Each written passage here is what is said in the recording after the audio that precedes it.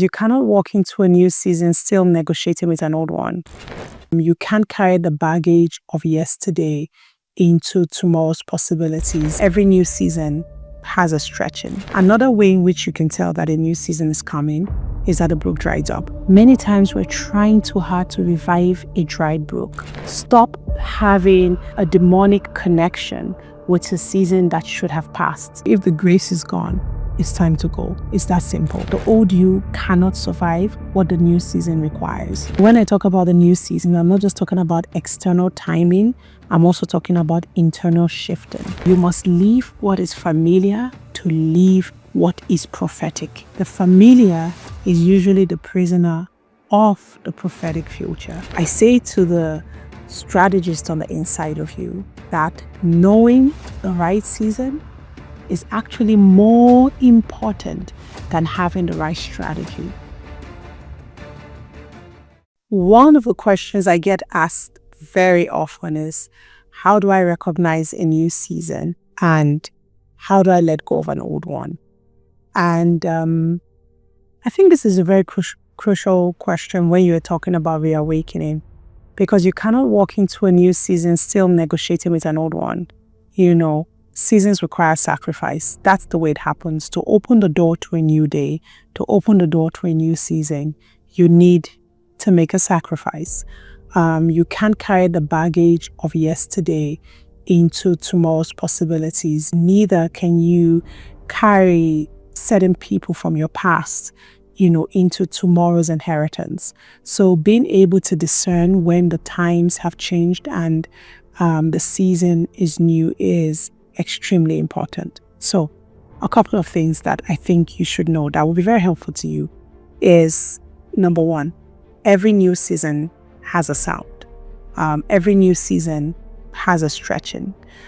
Let me explain what I mean by sound. Sometimes certain things are reoccurring, sometimes in patterns, in numbers, in conversations, sometimes even in colors. It just keeps reoccurring. And all of those things put together is like the sound of the new day. So when you view all of those things through prophetic lenses, you begin to realize God is saying something. They all kind of form like a rhythm. And when you combine it together, it's like a symphony announcing to you that a new day has come. So being able to discern the sound of a new season is very critical. One thing that God said to Elijah, he said, go to Zarephath. The brook had dried up at this point. It was time to move on. Another way in which you can tell that a new season is coming is that the brook dries up. Manna stopped when they had to enter the promised land. Water stopped coming out of the rock. Pillar of fire disappeared. What they had experienced for 40 years had been the reality of an entire generation. A generation born in the wilderness did not know any other source of light. The only source they knew was fire, fire, fire. And all of a sudden it disappeared. That is shocking to anybody, but that was a sign from God that it's time to live here. Many times we're trying too hard to revive a dried brook, and we end up wasting our time, and it keeps us in this demonic cycle of disappointment because you want the brook to produce for you. Stop having a demonic connection with a season that should have passed. Stop having an attachment with a season that has died. So you have to recognize that the drying up of the brook is a sign that a new day should come, and it's a time to be reawakened. Because clarity, I found out, often comes through timing. If the grace is gone, it's time to go. It's that simple. So one way to know that a new season is, you just lose grace.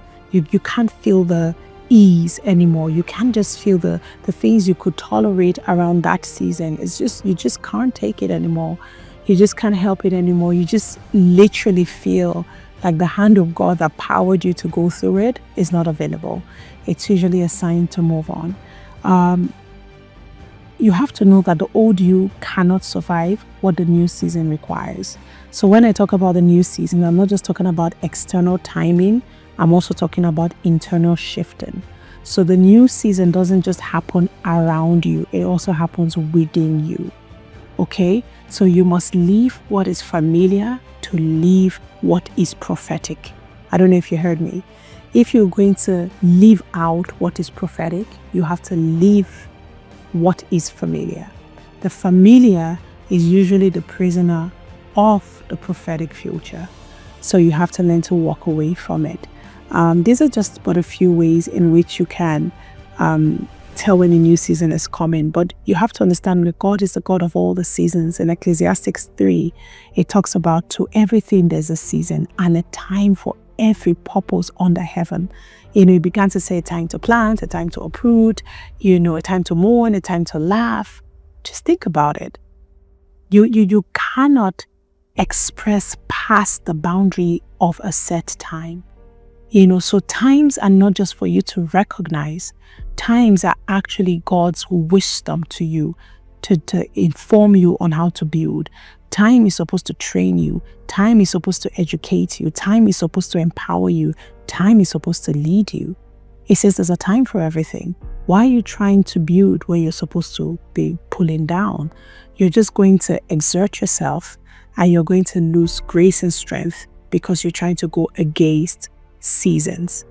So I say to the strategist on the inside of you that knowing the right season is actually more important than having the right strategy, because misplaced timing absolutely kills divine intervention.